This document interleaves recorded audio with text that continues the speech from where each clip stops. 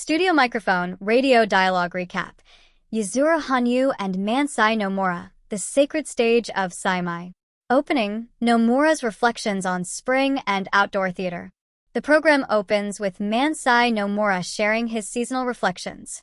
He talks about the springtime transition and his fond memories of cherry blossoms at school entrance ceremonies. He discusses Nighttime No Under the Sakura, a traditional no performance at Yasukuni Shrine, describing how the outdoor stage harmonizes with nature, birdsong, cherry petals in the wind, even interruptions from ambulances, as part of the experience.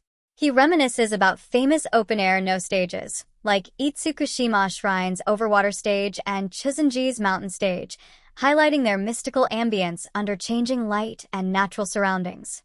Then he draws a parallel to figure skating.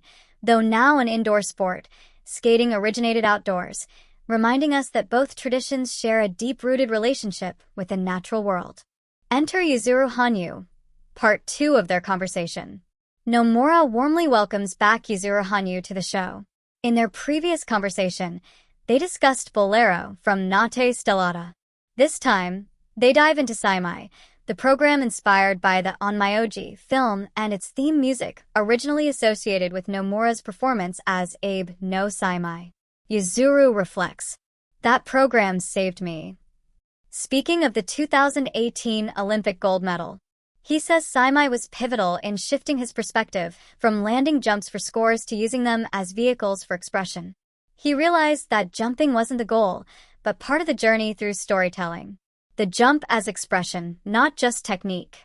Hanyu explains how, in Saimai, he learned to choreograph his jumps as emotional punctuation. Every movement carried symbolic weight, influenced by conversations with Nomura and the profound Japanese aesthetic of kata, form. The jump wasn't the climax. It was just a passage. The real challenge was to give it meaning within the narrative. Nomura responds with admiration, noting that Hanyu wears the music and story like a second skin. Watching him skate is like witnessing heaven, earth, and humanity merge into a singular performance. Self-editing, artistic direction, and Saimai's sound design.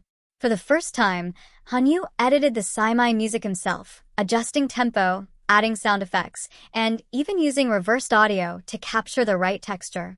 He carefully calculated how the rhythm and phrasing would match each gesture, seeking a perfect fusion of story, sound, and movement. He humbly adds, "You say you stepped into my world, but truly, it was me stepping into yours." Performing Saimai together at Nate Stellata.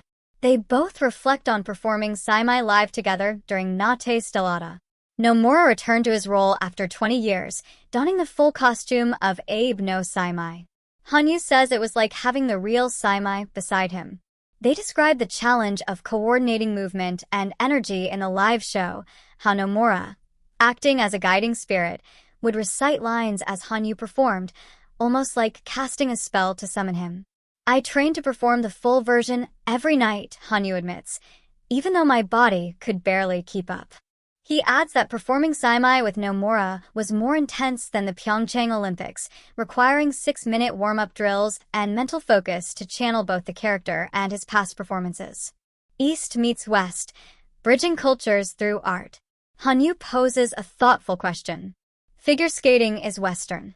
No is Japanese. What are the advantages and challenges of merging them? Nomura answers that both art forms share rhythmic intelligence, structure, and spatial awareness.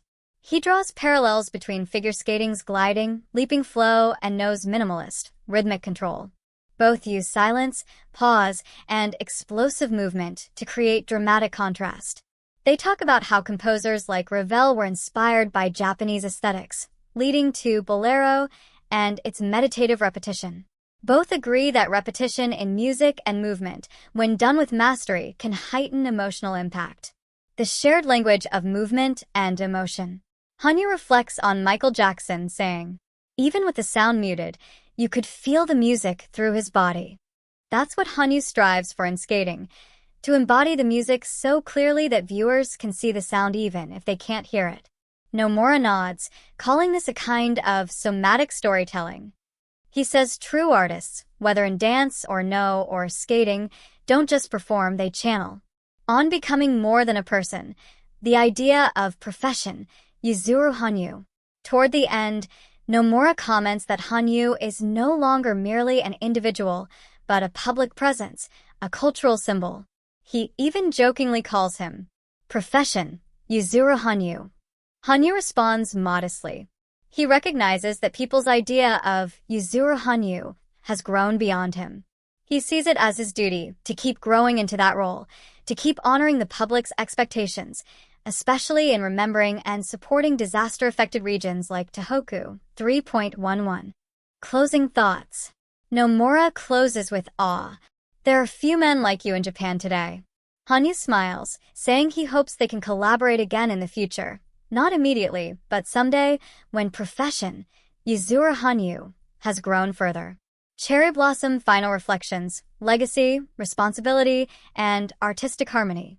After discussing the philosophical underpinnings of their collaboration on Saimai and Bolero, Hanyu and Nomura shift to deeper emotional territory. Becoming the character, even beyond the curtain. Hanyu shares that after performing Saimai, he was deeply moved not only by the choreography, but also by the character's spirit. He explains how he remained in the role of Saimai until the very end, even after the performance finished. I focused on staying in character until the curtain fell. I didn't want to break that spell, even for a moment.